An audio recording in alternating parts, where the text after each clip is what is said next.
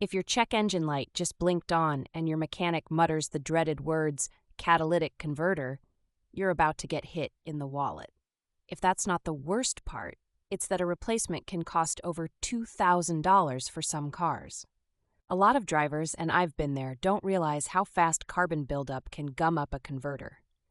You might just notice your mileage dropping, your car stalling a bit, or a rotten egg smell that seems to follow you everywhere.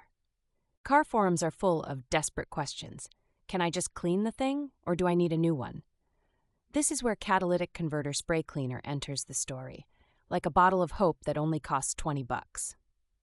Sounds too good to be true, right?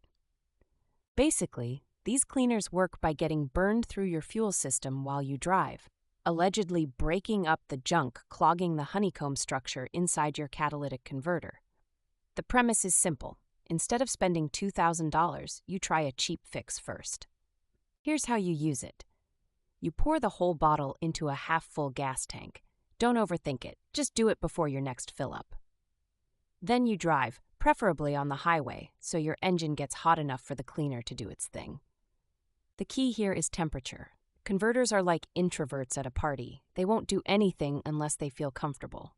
Most cleaners work best when your engine is hot.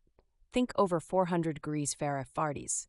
City traffic won't cut it, so go out for a solid 30 to 60-minute drive. Don't expect instant miracles. One of the biggest frustrations is people pour in the cleaner and expect the check engine light to disappear before they hit Starbucks. Give it a tank or two. Sometimes it takes a couple uses for real improvement. Pain point number 1. If your converter is truly dead or physically broken, no cleaner on earth will save you. If the ceramic substrate is melted or shattered, you're not cleaning anything. You're just hoping for a refund from the parts store. But if your vehicle is just a little sluggish, the emissions test is looming, and that check engine light is being stubborn, this is a genuinely effective Hail Mary for maybe 30–40% of cases. I've seen forum screenshots where people swear by it after failing emissions tests, then passing a week later. Here's a pro tip.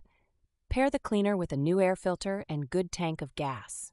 Sometimes the root issue is the engine running rich because of some other basic problem, which just reclogs your converter later. Fix the basics first if you want real results. There are about a dozen brands out there. Catalytic, CRC, Solderit. Honestly, the reviews are all over the map. It's rarely a promise, but more of a, well, I have nothing to lose at this point. The placebo effect is strong, but when it works, it's hard not to be a fan. Just don't get carried away dumping in bottles every fill-up. Use it once per oil change, max, unless the instructions say otherwise. More isn't better. Overdosing it could potentially harm your fuel system or at least waste your money.